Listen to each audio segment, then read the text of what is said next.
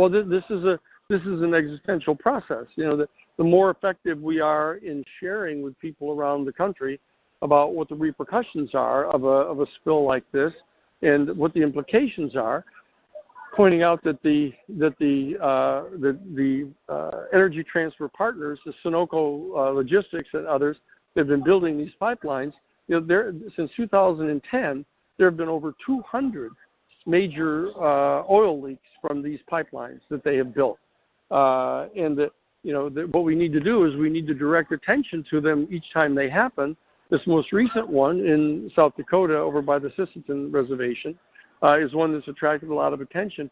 The reason that it attracted a lot of attention is because of the demonstration that has been put on against the Dakota Access Pipeline by the Lakota people and the other tens of thousands that have joined them in that opposition.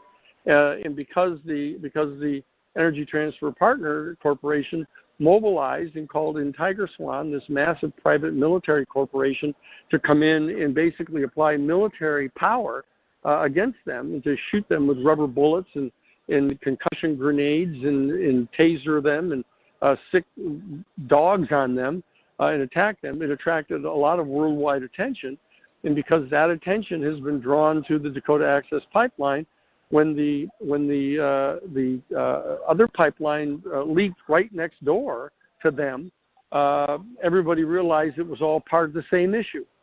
And so that, as I said earlier, CBS News has been covering this, and we're still trying to find out the actual dimensions of the contamination. We're trying to find out what type of species may have been affected by this particular spill. How long is it going to take them to repair the spill? What kind of procedures did they follow to try to cover it up, to conceal it? That every time one of these things happens, you have to get on it right away and examine it and try to determine what the larger lessons are. What are the principles that are exposed because of a particular event like this taking place? So the people are on this thing right now, and they're working on it. The degree of effectiveness of this on the oil industry and stuff for the new year is dependent upon how effective we can all be in exposing what the threat is here. But the trials are going to help a lot. I think that as the trials go forward, we may be able to, for example, get the judge to televise the trial of Chase Iron Eyes, and if we're successful at that, then there's going to be tens of thousands of people, hundreds of thousands of people, literally millions of people that are going to be able to watch the trial, and they're going to be able to watch the evidence get brought in to show what the oil companies have done, the dangerous conditions that they've generated, the horrible impact that they've had on the state of North Dakota with all these man camps and the disappearance of 1,000 young Lakota women, disappeared, that they dragged into those camps, and they're putting them into prostitution and stuff. They're getting them hooked on drugs. It's a tragedy of the first order.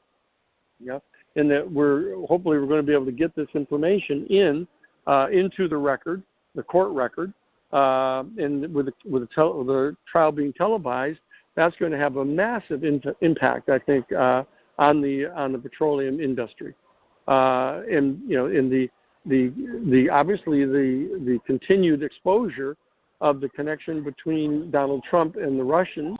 There's oil in them thar hills.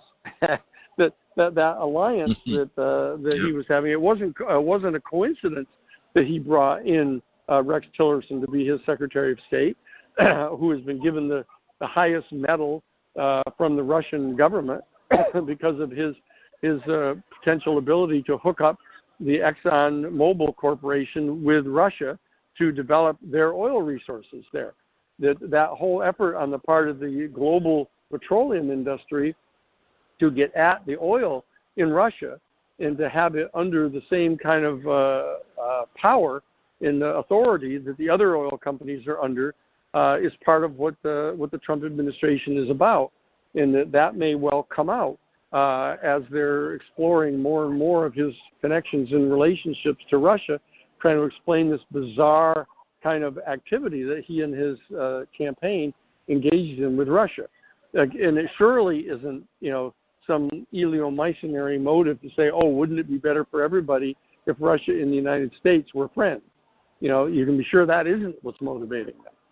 But it's oil in the alliance that they were trying to establish with the oil companies and the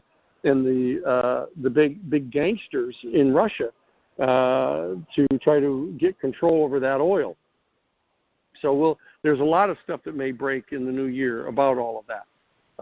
So just everybody keep their eye on this thing. I think that the issue of the petroleum industry is one of the Achilles heels of the major capitalist economic system, because you need to remember the entire Western economic system is based upon the petroleum dollar. It's the value of petroleum that is the basic underpinning of the value of the currency, the American dollar. It isn't because it's based upon gold. It isn't because it's based upon the gross national product. It isn't because there's a limited number of dollars or Federal Reserve notes in circulation. It's predicated upon the value of oil. And so that this connection between the oil industry and the transnational corporate capitalist elite and the governing financial system is at play here up in North Dakota, because they have decided to play their trot with succeeding in getting these two pipelines, the Keystone Pipeline and the Dakota Access Pipeline, built all the way down to the Gulf Coast, so they can pump the oil out of the United States and sell it abroad to other countries, for their pure profit, not to help the American people, and certainly not to generate great number of jobs or anything else. It's all just raw greed on their part. And I think we have a good opportunity to prove that to the American people. And once it dawns on them that they're being snookered, that their resources are being taken and seized by the elite for their own personal profit and sold abroad to help others, not our country at all, I think people are going to start to wake up and join us to oppose them.